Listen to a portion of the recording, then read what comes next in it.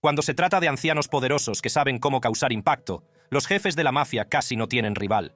Estos hombres, cuyos nombres riman con miedo y control, siguen ejerciendo una inmensa influencia. Orquestan a la perfección vastos imperios criminales que abarcan continentes. Desde las bulliciosas calles de Nueva York hasta las soleadas costas de Italia, sus reinados han dejado una huella permanente en la sociedad, y sus terribles reputaciones han resonado a través del tiempo. Incluso después de la muerte de algunos de estos hombres, sus legados siguen persistiendo incluso en 2024. Pero, ¿qué capo de la mafia es el más terrible de todos? Michael Mancuso. En lo que respecta al crimen organizado, pocas figuras han infundido tanto miedo y respeto como Michael Mancuso, más conocido por su extraño apodo, el Narizotas. Como jefe de la célebre familia Bonanno, el ascenso de Mancuso al poder es una historia de despiadada crueldad y estrategia a sangre fría, que muestra la imagen de un hombre que no se detendría ante nada para asegurarse un lugar en la jerarquía de la mafia. El viaje de Mancuso a los libros de historia comenzó con un acto tan atroz que marcó la pauta de toda su carrera. El asesinato de su esposa a finales de la década de 1980 no fue solo un crimen pasional, sino la eliminación calculada de un obstáculo. Esta escalofriante introducción a sus métodos puso de manifiesto su voluntad de cometer los crímenes más personales para alcanzar sus objetivos. Esta primera muestra de violencia fue solo el preludio de un camino lleno de sangre que seguiría recorriendo. En 2004, Mancuso había escalado posiciones dentro de la familia Bonanno y consolidado su posición mediante el terror.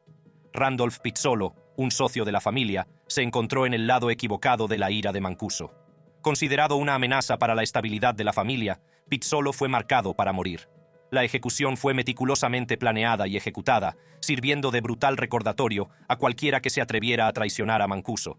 El asesinato no fue solo la eliminación de un problema, sino un mensaje grabado con sangre.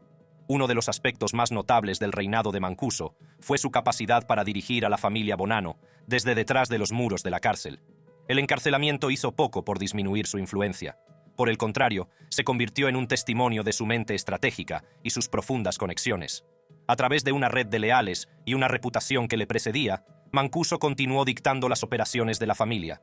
Sus órdenes eran obedecidas sin rechistar, y su alcance se extendía mucho más allá de los barrotes de la cárcel. En el mundo de la mafia, el respeto suele ser sinónimo de miedo, y Mancuso tenía ambos a raudales. Su violento historial y su naturaleza inflexible le convertían en una figura temible. Socios y rivales conocían bien el precio de la desobediencia o la traición. La reputación de Mancuso era su arma más poderosa, pues garantizaba que se cumplieran sus órdenes y que su posición se mantuviera incuestionable. Este temor no se debía únicamente a sus acciones pasadas, sino a la amenaza constante de lo que era capaz de hacer. La capacidad de Mancuso para mantener el control bajo el constante escrutinio de las fuerzas del orden puso de manifiesto su brillantez táctica. Navegó con destreza por las traicioneras aguas de la política mafiosa y las presiones legales. Incluso desde la cárcel, su influencia era inquebrantable, testimonio de su perspicacia estratégica y del profundo temor que infundía entre sus subordinados. Su ascenso al poder estuvo plagado de violencia, y su reinado se caracterizó por la fría determinación de mantener el control a toda costa. El Narizón no solo sobrevivió en el brutal mundo del crimen organizado, sino que prosperó, dejando tras de sí un legado que sigue resonando en los bajos fondos. Francesco Schiavone. Francesco Schiavone, conocido por su apodo Sandokan en honor a un pirata de ficción, es una figura formidable en el panorama de la mafia italiana. Es un miembro destacado de la Camorra, la célebre organización criminal arraigada en la región italiana de Campania.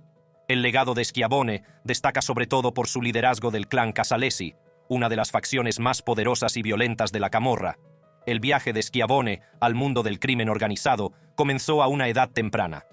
Al crecer en un entorno profundamente influenciado por la Camorra, aprendió rápidamente a desenvolverse en las intrincadas y violentas estructuras de poder de la organización.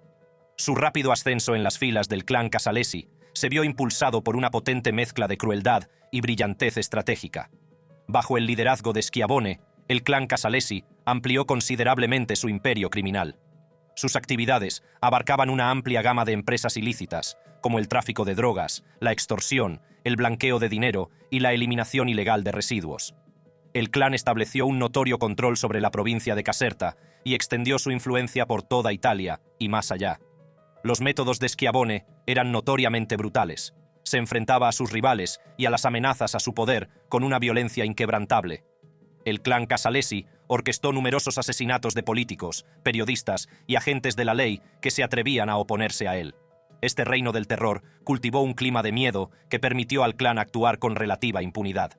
Uno de los desafíos más importantes al dominio de Schiavone se produjo con el maxijuicio Espartaco, que comenzó en 1998. Este juicio histórico fue una de las mayores y más importantes operaciones contra la mafia de la historia de Italia. Se centró en la cúpula del clan Casalesi y sacó a la luz la extensa red de sus actividades delictivas. A pesar de estar fugitivo en ese momento, Schiavone fue juzgado en rebeldía y declarado culpable de múltiples delitos. En un giro dramático de los acontecimientos, Schiavone fue capturado en 1998 tras años de fuga. Su detención marcó un hito importante en la lucha contra la camorra. Sin embargo, no fue hasta 2008 cuando fue condenado a cadena perpetua por su implicación en múltiples asesinatos y otros delitos relacionados con la mafia. El encarcelamiento de Schiavone supuso un duro golpe para el clan Casalesi, pero no desmanteló por completo sus operaciones. El clan siguió ejerciendo un poder considerable, aunque la captura de Schiavone debilitó su control sobre la región. Roy DeMeo. Roy DeMeo, nombre sinónimo de brutalidad, fue un mafioso estadounidense y figura clave de la familia criminal Gambino. Nacido el 7 de septiembre de 1942 en Brooklyn, Nueva York, DeMeo saltó a la infamia en los años 70 y principios de los 80, al frente de un grupo de delincuentes conocido como la Banda de DeMeo. Su legado está marcado por un extraordinario nivel de violencia y un asombroso número de asesinatos, proyectando una larga sombra sobre el crimen organizado en Nueva York. La carrera delictiva de DeMeo comenzó con pequeños préstamos y robos de coches, pero su despiadada ambición le llevó rápidamente a las altas esferas de la familia Gambino. A principios de la década de 1970, había reunido a un grupo leal de socios, entre los que se encontraban Chris Rosenberg, Anthony Center, Joseph Testa y Henry Borelli, que se harían famosos como la Banda de DeMeo. Sus operaciones eran muy amplias y abarcaban el tráfico de drogas, la usura, el robo de coches y la extorsión. Sin embargo, lo que les distinguía era su inclinación por el asesinato. La Banda de DeMeo se hizo famosa por su espantoso método para deshacerse de los cadáveres, al que se referían como el método Géminis, llamado así por el Gemini Lounge, su base de operaciones. Las víctimas eran atraídas al salón, donde les disparaban en la cabeza con una pistola con silenciador, las envolvían en una toalla para minimizar las salpicaduras de sangre y luego las apuñalaban en el corazón para detener la hemorragia. A continuación, los cuerpos eran desmembrados en la trastienda del salón y empaquetados en bolsas de plástico, que se depositaban en varios vertederos, lo que hacía casi imposible su identificación. Este enfoque metódico del asesinato fue sorprendentemente eficaz. Las fuerzas del orden calculan que la Banda de DeMeo fue responsable de más de 100 asesinatos. Uno de los aspectos más escalofriantes de la operación de DeMeo era su eficacia y la naturaleza impersonal de los asesinatos. Se esperaba que los miembros de la banda participaran en los asesinatos, lo que garantizaba que la lealtad y el miedo los mantuvieran unidos a DeMeo y a las truculentas actividades de la banda. A pesar de su éxito, la creciente notoriedad de DeMeo y el número cada vez mayor de cadáveres atrajeron la atención no deseada tanto de las fuerzas del orden como de sus superiores en la familia Gambino. El FBI empezó a acercar a DeMeo, y a principios de los 80, la presión era inmensa. Además, sus tendencias violentas y su comportamiento impredecible le convertían en un incordio.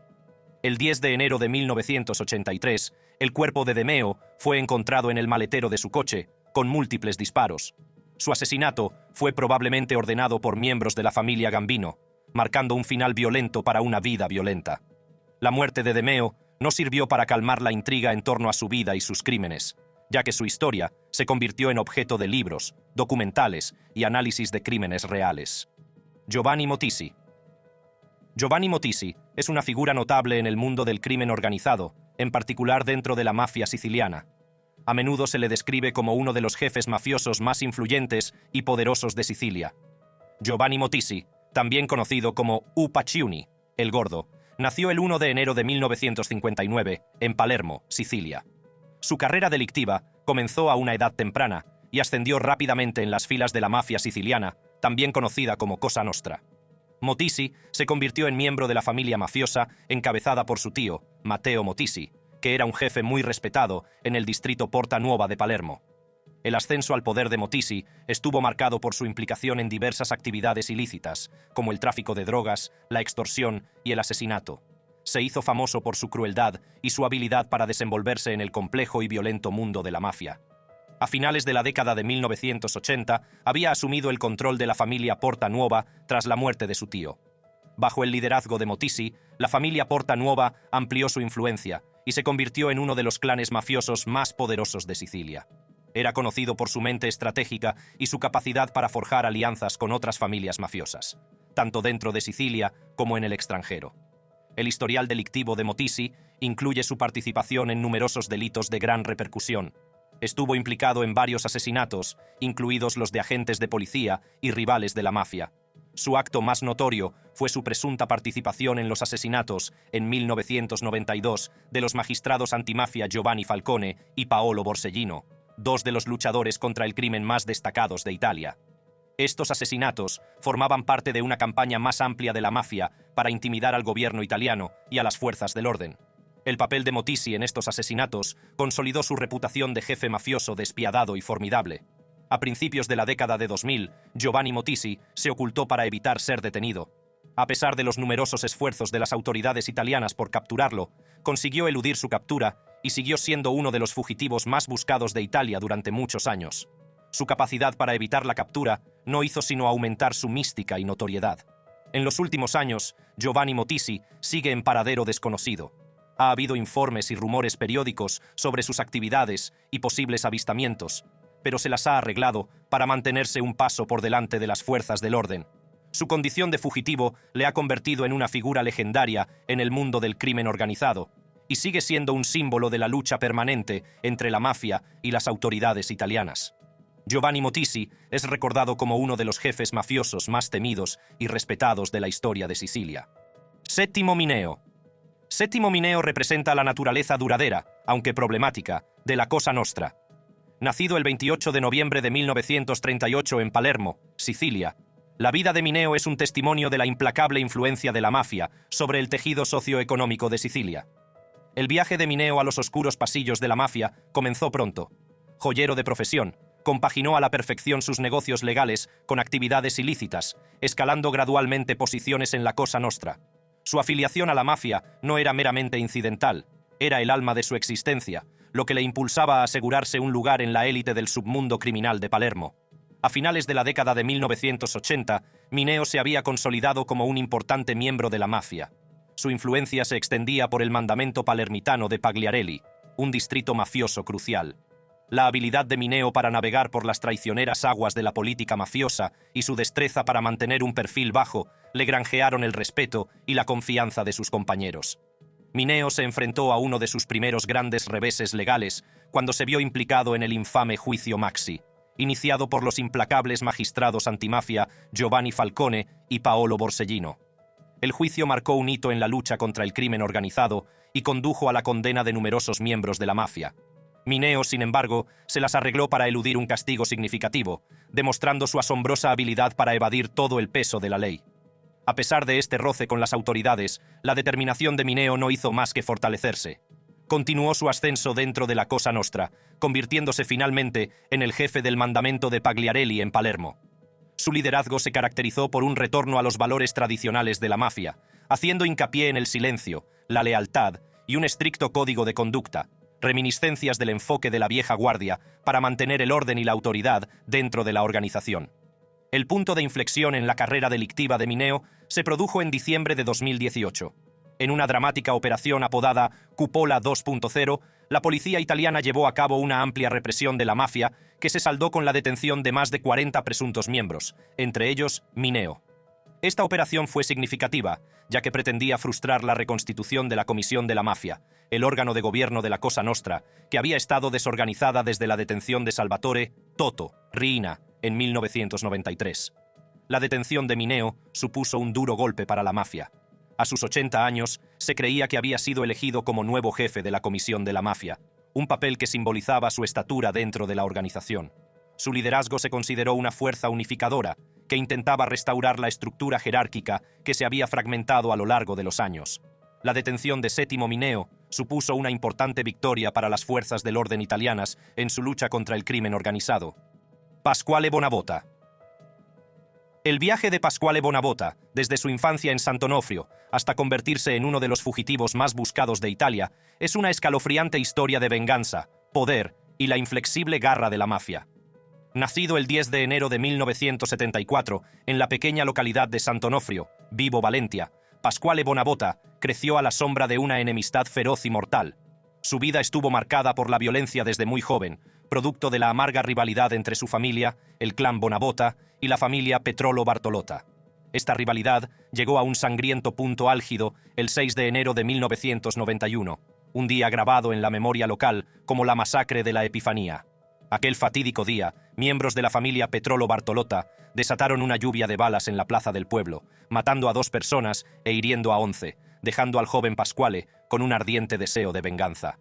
Pasquale ascendió rápidamente en las filas de su clan y tomó las riendas del liderazgo tras el asesinato de su padre, Vincenzo Bonabota, fundador del clan, en 1997.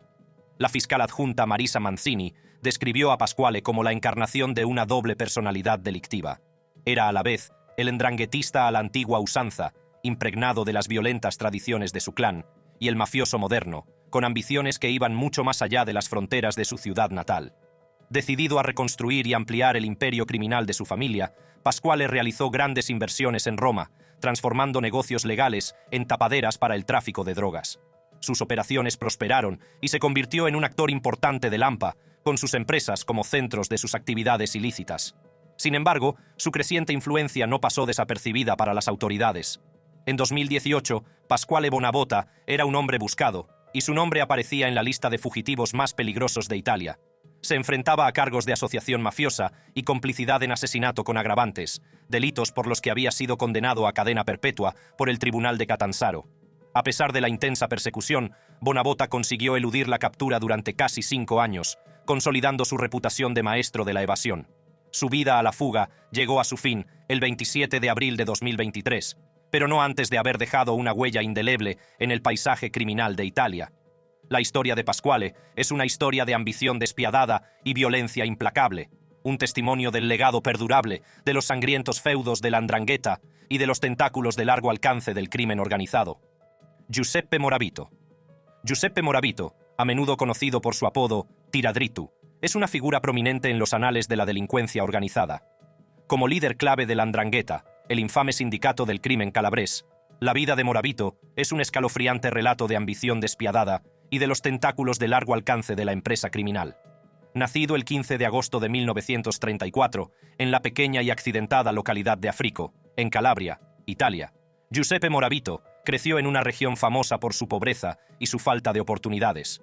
Estas condiciones proporcionaron un terreno fértil para el crecimiento del crimen organizado, y Moravito se sintió atraído por la 'ndrangheta en busca del poder y la riqueza que la organización prometía. Su reputación de acción decisiva e inquebrantable le valió el apodo de Tiradritu y ascendió rápidamente en la jerarquía criminal. El imperio de Moravito se construyó principalmente sobre la lucrativa base del tráfico de drogas.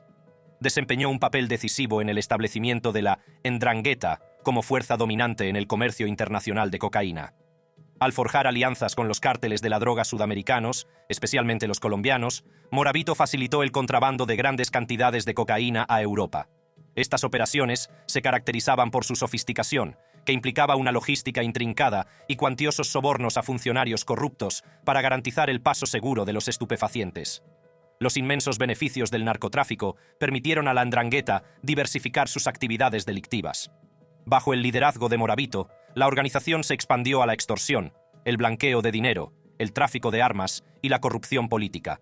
Su capacidad para orquestar estas operaciones, a pesar del intenso escrutinio de las fuerzas del orden, demostró tanto su genio estratégico como la resistencia de la 'ndrangheta. El reinado de Giuseppe Moravito llegó a un dramático final en febrero de 2004, cuando las autoridades italianas lo capturaron.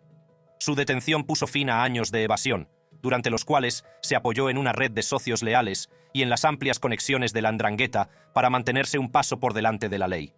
Tras su detención, Moravito se enfrentó a numerosos cargos, entre ellos asesinato, tráfico de drogas y participación en una organización delictiva. Fue declarado culpable y condenado a cadena perpetua, lo que supuso una importante victoria para las fuerzas del orden italianas. A pesar de su encarcelamiento, el legado de Moravito dentro de la 'ndrangheta persiste. La organización sigue siendo uno de los grupos delictivos más poderosos y temidos del mundo, en gran parte debido a los cimientos que sentó durante su liderazgo. Su vida y sus crímenes se citan a menudo en los debates sobre los retos de la lucha contra la delincuencia organizada y la actual batalla contra la omnipresente influencia de la 'ndrangheta en Italia y fuera de ella. Rocco Morabito. Rocco Morabito, nacido el 23 de noviembre de 1960 en Bova Marina, Italia, es una de las figuras más notorias del AMPA italiana. Conocido como el rey de la cocaína de Milán, Rocco Morabito es un miembro de alto rango de la 'ndrangheta. Sus actividades delictivas, especialmente en el tráfico de drogas, le han convertido en uno de los fugitivos más buscados de Italia durante casi 3 décadas. La carrera delictiva de Rocco Morabito está profundamente entrelazada con la 'ndrangheta, una organización famosa por su implicación en diversas actividades ilícitas, como la extorsión, el blanqueo de capitales y, especialmente, el tráfico de drogas. Tras la detención de su padre, Giuseppe Morabito, también conocido como Tiradritu, en 2004, Rocco asumió un papel de liderazgo dentro de la organización. Su perspicacia estratégica y su enfoque despiadado elevaron rápidamente su estatus en la jerarquía criminal. El ascenso de Rocco a la infamia se debe principalmente a su papel fundamental en el tráfico internacional de cocaína. A principios de la década de 1990, orquestó operaciones a gran escala para introducir cocaína en Europa, desde Sudamérica. Su red estableció fuertes vínculos con los cárteles de la droga colombianos, facilitando el flujo de grandes cantidades de cocaína a Italia. En 1994, una importante redada puso al descubierto la implicación de Rocco en un intento de importar casi 1 tonelada de cocaína por valor de unos $8 millones. Este incidente condujo a la emisión de una orden de detención internacional en 1995, que marcó el comienzo de su vida como fugitivo. Rocco huyó inicialmente a Brasil y más tarde se instaló en Uruguay con una identidad falsa, Francisco Capelletto. Durante casi 13 años llevó una vida aparentemente normal en Punta del Este, una popular ciudad turística. Su anonimato llegó a su fin en 2017, cuando las autoridades uruguayas, en colaboración con la policía italiana, lo detuvieron en un hotel de Montevideo. En el momento de su detención, a Rocco se le encontró un arma de fuego, múltiples teléfonos móviles y documentos falsos, lo que pone de manifiesto su continua implicación en actividades delictivas, a pesar de su condición de fugitivo. En un giro dramático de los acontecimientos, Rocco escapó de una prisión de Montevideo en junio de 2019, junto con otros 3 reclusos. La fuga implicó trepar por un agujero en el techo, mostrando su implacable determinación de evadir la justicia.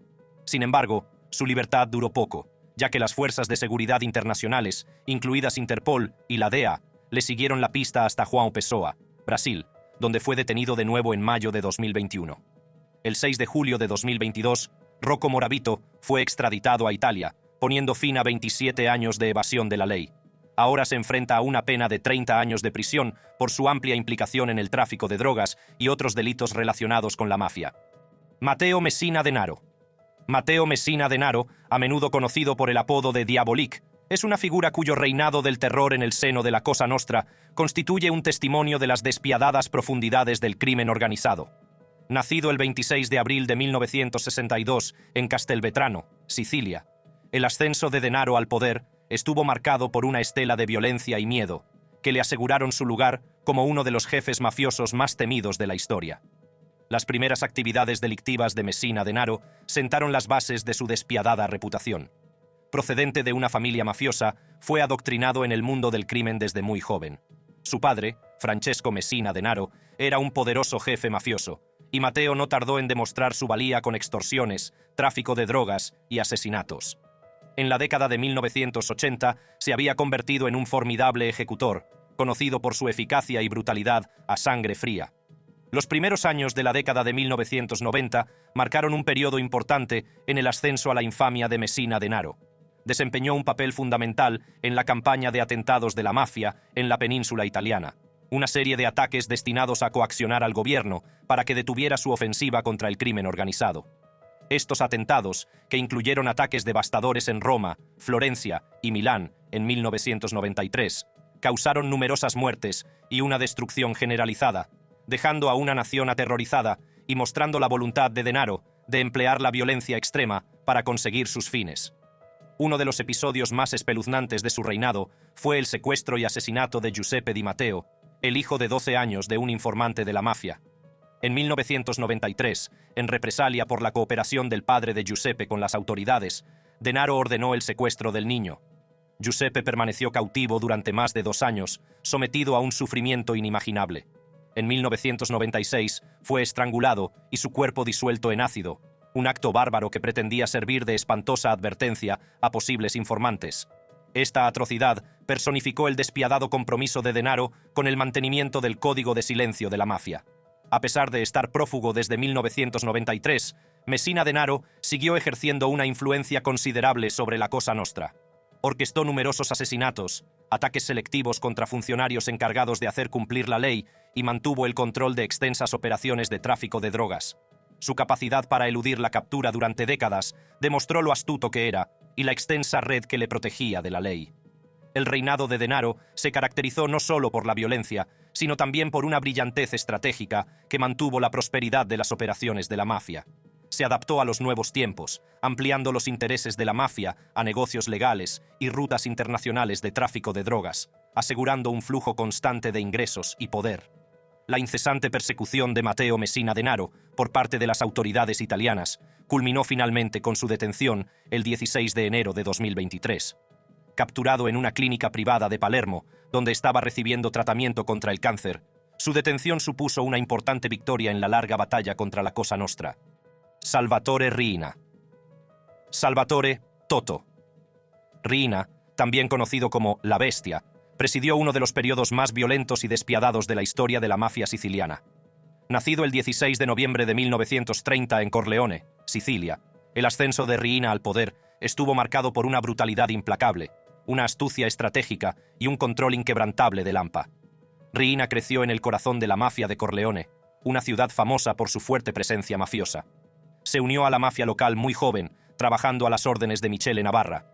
En 1958, tras el asesinato de Navarra, Riina y sus aliados, entre ellos Luciano Leggio y Bernardo Provenzano, se hicieron con el control del clan Corleone. Este grupo, conocido como los Corleonesi, se hizo famoso por sus tácticas violentas y su crueldad estratégica. Llegan los últimos años de la década de 1970 y los primeros de la de 1980. Este periodo estuvo marcado por la Segunda Guerra de la Mafia, un brutal conflicto interno dentro de la Cosa Nostra. Riina orquestó una serie de sangrientos ataques contra familias mafiosas rivales, que se saldaron con la muerte de cientos de mafiosos y sus socios. Este periodo fue testigo de un nivel de violencia sin precedentes, ya que los Corleonesi trataban de eliminar cualquier oposición y consolidar su poder. La estrategia de Riina, basada en el asesinato sistemático y el terror, tenía como objetivo lograr el control total de la mafia siciliana. A principios de la década de 1980, Riina se había convertido en el líder indiscutible de la Cosa Nostra. Su reinado se caracterizó por una violencia extrema y una campaña de terror contra el Estado italiano. Riina ordenó el asesinato de numerosos jueces, fiscales y funcionarios encargados de hacer cumplir la ley que se dedicaban a combatir a la mafia. Entre las víctimas más significativas se encuentran los jueces Giovanni Falcone y Paolo Borsellino, figuras clave del movimiento antimafia. Falcone murió en un atentado con bomba en la autopista, cerca de Capaci, en mayo de 1992, seguido del asesinato de Borsellino en Palermo, solo 2 meses después. Estos asesinatos de alto nivel conmocionaron a toda Italia e ilustraron la voluntad de Riina de atacar incluso a las personas más prominentes y protegidas. El proceso Maxi, que comenzó en 1986, marcó un hito en la lucha contra la Cosa Nostra. Encabezado por Falcone y Borsellino, el juicio condujo a la condena de cientos de miembros de la mafia, incluido Riina, que fue sentenciado a cadena perpetua en rebeldía. El juicio supuso un duro golpe para la Cosa Nostra y marcó un punto de inflexión en la lucha de Italia contra el crimen organizado. A pesar de su condena a cadena perpetua, Riina consiguió eludir su captura durante años y siguió dirigiendo la mafia desde la sombra. Su suerte se acabó el 15 de enero de 1993, cuando fue detenido en Palermo. La detención de Riina supuso una importante victoria para las fuerzas del orden italianas y marcó el comienzo de una nueva era en la lucha contra la mafia. Salvatore Riina murió el 17 de noviembre de 2017, mientras cumplía múltiples cadenas perpetuas en prisión. Su muerte cerró un oscuro capítulo en la historia de la Cosa Nostra. La brutalidad de Riina no tenía parangón y era un hombre con una ambición despiadada. Su reinado del terror impulsó importantes reformas antimafia en Italia y dejó una huella indeleble en el sistema de justicia penal del país. Si ha disfrutado viendo este vídeo, no deje de consultar nuestros otros vídeos similares y sorprendentes en la pantalla. Gracias por verlo y hasta la próxima.